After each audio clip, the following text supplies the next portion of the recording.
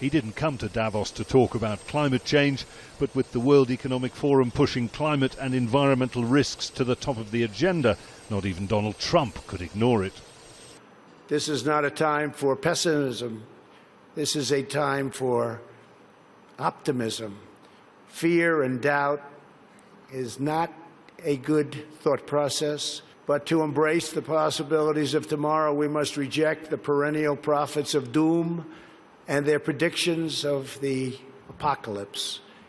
Among those prophets of doom, the US president presumably counts teenage Swedish activist Greta Thunberg. Her debut on the world stage was here just a year ago. Now she's one of the world's most famous climate activists, and everyone is listening. Our house is still on fire. Your inaction is fueling the flames by the hour, and we are telling you to act as if you loved your children above all else. Thank you. Trump certainly has done nothing to put out that fire, but the world's most famous climate skeptic did say the United States would join a global initiative to plant 1 trillion trees. On a scale of climate ambition, this was optimism light. Oh, it's far away from enough. I mean, it's clear that right now we're in a climate emergency, so what you need from the United States is an understanding of the situation and the risks to that country and its citizens, and a rapid phase out of greenhouse gas emissions, and not drilling for all of this new oil and gas and coal.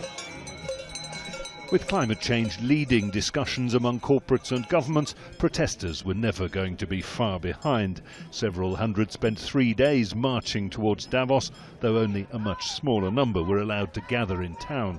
In the short term, if we can get some of them to support good projects, that's great, and at the same time to build alternatives. We know, for example, that almost 2 billion people in the world don't have access to energy, and decentralized renewable energy is the way, but the corporations can't make money that way, so it's not happening. It's pretty extraordinary that protesters in significant numbers have been allowed to reach this close to the most protected areas at the heart of Davos, a signal, one assumes, from the World Economic Forum that all sides are being heard in the climate debate, even if, as Greta Thunberg and others have said, simply being heard is nowhere near enough. The message to governments, banks and businesses: act now if you care about your children's futures. Jonah, Al Jazeera, Davos.